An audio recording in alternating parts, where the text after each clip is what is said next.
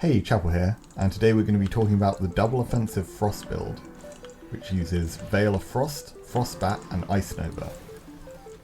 This is an aggressive build that can get you kills quickly if you're landing combos. So, first of all, what jewels do you take for it? The good part about it is it's perfectly viable even without any jewels, however it does help to improve your damage and give you more freeze setups. First of all, for Veil of Frost, you want your next primary attack freezing, the illusion explosion, and the increased damage. For Frostbat, you want increased damage, projectile speed, and cast rate, the most important being the damage, but the projectile speed and cast rate makes it easier to hit Frostbats. Finally, for Frost Nova, most importantly you want the recast, which gives you more ways to apply chill. Outside of that, you'd want the chill consumes freeze for more ways to freeze, and finally the damage done. The ulti, once again, I just like Heart Strike with this, just so you have more sustain, and it's just incredibly reliable with freezes. So, what's good about this build? Well, first of all, as you'd expect with two offensive spells, the damage is great, along with the crowd control, which is incredibly consistent as it has some of the most reliable freeze setups in the whole game. It's also very good versus barriers and counters, since the Frost Nova is able to hit through them. And finally, it's great at long range because these are both brilliant poke tools.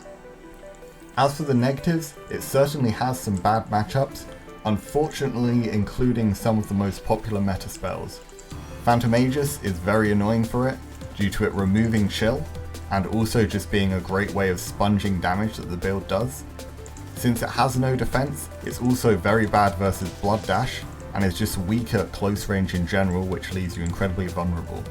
You'll often be farmed for Blood Dash healing quite a lot since you don't have a way to block it. Playing against most good aggressive players, they'll be able to run you down with ease, so you'll need to be careful, especially in 1v1s. Teamfights in general is where this build shines the most. It's great when you're able to sit back and do your own thing, and you're able to do this much more efficiently with teammates around you. In 1v1s it can still work, but just be prepared to deal with aggressive play.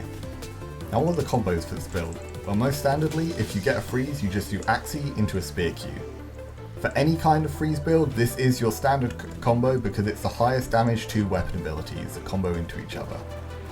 Another reliable combo, if you get a freeze or incapacitate, you're able to Frost Nova into Spear Q for easy damage. This is standard with pretty much any AoE spell. A more fancy combo you can try if you get an incapacitate is Frost Nova into Frostbat and then repeat again for 2 freezes back to back. Note that this is much harder to do and is easy to mess up. If you do, then there's a gap where they can either dash or iframe. Finally, you should be saving your Heart Strikes. You can get them every single time as long as you wait for a freeze, so just get follow-ups after that. This build's not easy to play. You'll easily die quickly if you make any big mistakes, but it can be incredibly rewarding if you get good at it. The combos feel great to do. Leave a comment below if there's any builds you'd like me to talk about some more. As usual, enjoy the clips. I'll see ya.